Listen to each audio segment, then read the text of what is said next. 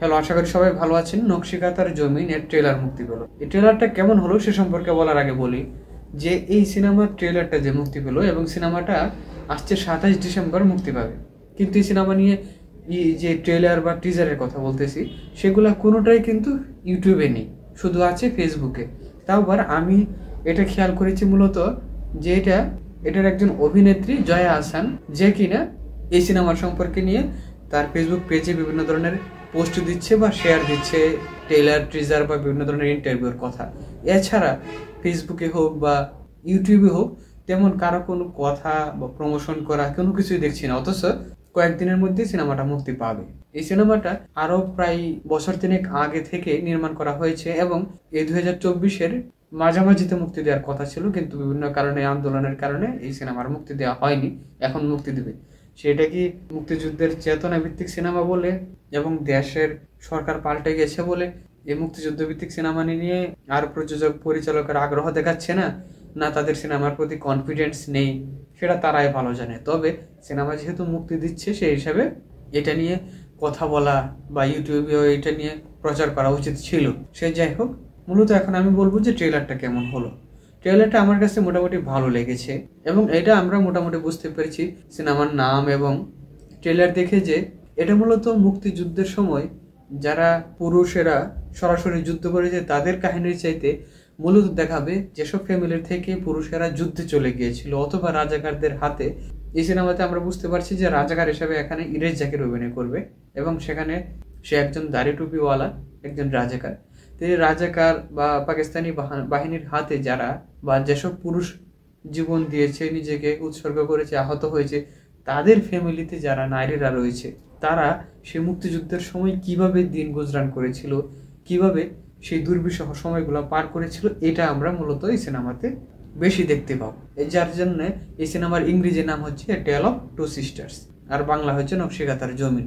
যে কাঁথাতে তারা দুইজন অর্থাৎ রাহেলা এবং সালেহা দুই বোন তাদের স্বপ্নের বিভিন্ন চিত্র অঙ্কন করে এবং ইরেশ জাকির ছাড়াও এই সিনেমাতে অন্যতম গুরুত্বপূর্ণ অভিনয় করবেন রৌনক হাসান এবং বৃন্দাবন দাসের একজন ছেলে, সম্ভবত নাম সৌম্য।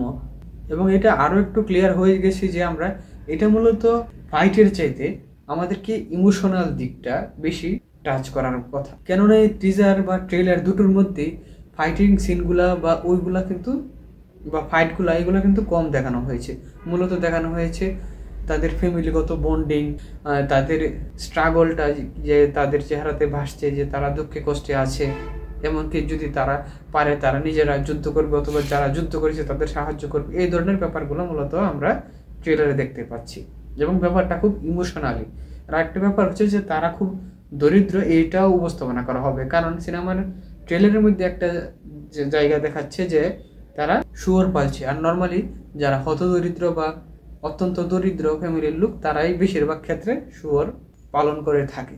সেই জন্য আমরা বুঝতে পারছি যে তারা খুবই দরিদ্র এবং তাদের যে জীবনটা সেই সময় কি রকম দুর্বিষহ হয়ে গিয়েছিল এটাই মূলত এখানে উপস্থাপন করা হবে। আর এই সিনেমাটা মূলত নির্মাণ করা হয়েছে হাসান আজিজুল হকের বিধবাদের কথা গল্প থেকে। আর একটা ব্যাপার হচ্ছে এটা সাহিত্য থেকে নির্মাণ করা হয়েছে, কিন্তু অন্যান্য সাহিত্যিকের তুলনায় হাসান আজিজুল হকের একটা পার্থক্য হচ্ছে যে হাসান আজিজুল হকের গল্পগুলোতে মেইন গল্পের চাইতে গল্পের পরিবেশ, বর্ণনা, মানুষের ক্যারেক্টার বা বিভিন্ন ধরনের তুলনামূলক কথাবার্তা এগুলো বেশি থাকে। সেই জন্যে গল্পের বর্ণনাটা নর্মালি বেশি হয়ে থাকে। সেই রকম বর্ণনামূলক গল্প থেকে পরিচালক কতটুকু ইমোশনাল ভাবে এবং ভিন্ন আঙ্গিকে এটাও দেখাতে পারবে, এটা একটা বড় চ্যালেঞ্জ।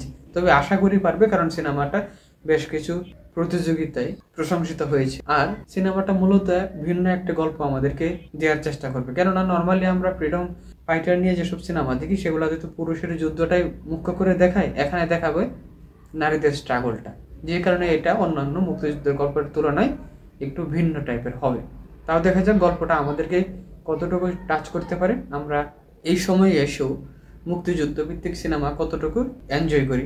তবে আশা করছি পরিচালক ভালো উপস্থাপনাই দেবেন, কারণ ট্রেলারে আমরা এটার এরকম একটা আশা করছি, কারণ ট্রেলারটা মোটামুটি আমাদেরকে ইমোশনালি টাচ করার ট্রাই করেছে। দেখা যাক সিনেমাটা কেমন হয়। আর আপনাদের কেমন লাগলো সেটা আমাদেরকে কমেন্ট বক্সে জানান। আর সিনেমা সম্পর্কে নতুন নতুন তথ্য পেতে, আপডেট পেতে আমাদের সাথে থাকুন। আজকে তাহলে পর্যন্তই, সবাইকে ধন্যবাদ।